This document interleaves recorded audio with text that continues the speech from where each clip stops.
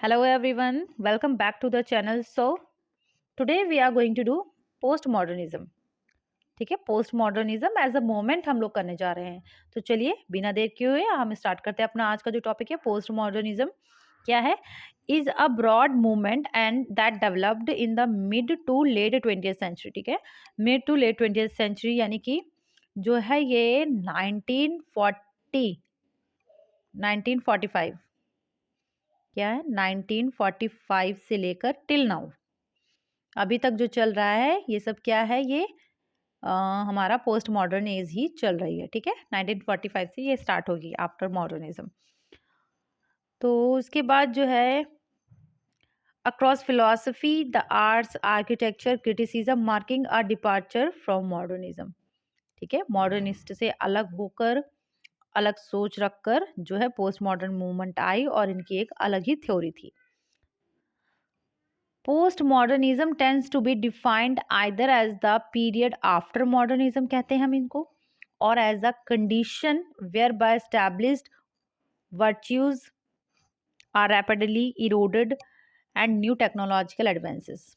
ठीक है, इसको या तो हम पीरियड कह सकते हैं आफ्टर मॉडर्निज्म जो आया हमारा पीरियड वो पोस्ट मॉडर्निज्म था, और या फिर इसको एज अ कंडीशन कह सकते हैं जो पुरानी चीज़ों को त्याग कर जो है टेक्नोलॉजिकल जो है एडवांसेस जो है चली. ठीक है, in the post modern understanding interpretation is everything.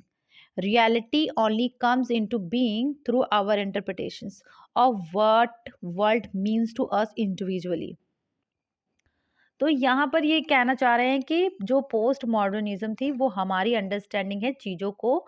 कोई भी चीज़ अगर हम देख रहे हैं तो उसको हम इंटरप्रेट कैसे कर रहे हैं, उसको कैसे समझ रहे हैं, उसकी व्याख्या कैसे कर रहे हैं. कहते हैं कि हमारे सामने जो है सच्चाई तभी आएगी अगर हम उनको अपने आप जो है उनकी व्याख्या करेंगे, इंटरप्रेट करेंगे चीज़ों को पर्सनली यानी कि इंडिविजुअली अपने तौर पर, ना कि सामूहिक रूप पर जो सब कह रहे हैं हम वो मानेंगे, लेकिन हम खुद का एक इंटरप्रिटेशन देंगे. ठीक है, और what world mean to us, हमारे लिए दुनिया क्या मायने रख रही है. Post modernism relies on concrete experience over abstract principles.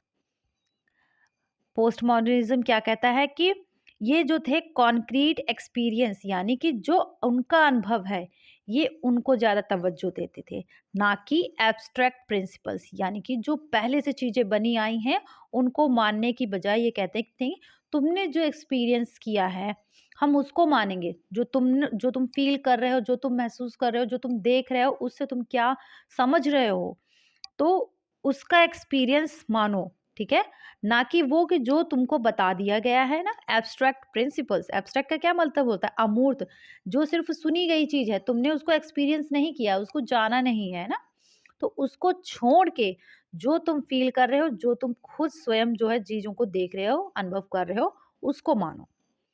Then major author कौन हुए थे इस टाइम के, Jacques Derrida, Michael Richard Rorty, Jean Baudrillard and Douglas. तो ये मेजर राइटर हैं, हम इनके नाम जरूर याद रखेंगे.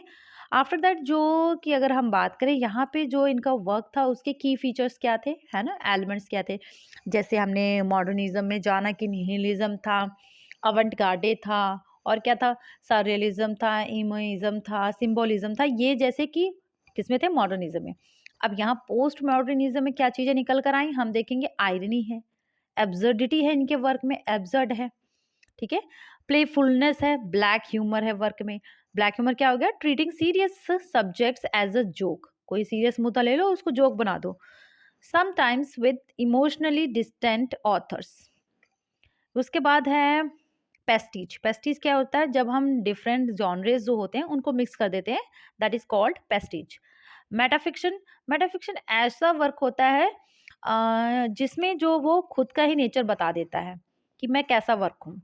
इंटरटेक्चुअलिटी, जब हम कई टेक्स्ट से जो है इंस्पायर होके कोई टेक्स्ट लिखते हैं तो that is called intertextuality. Maximalism हो गया, मिनिमलिज्म हो गया, faction, temporal distortion and magic realism.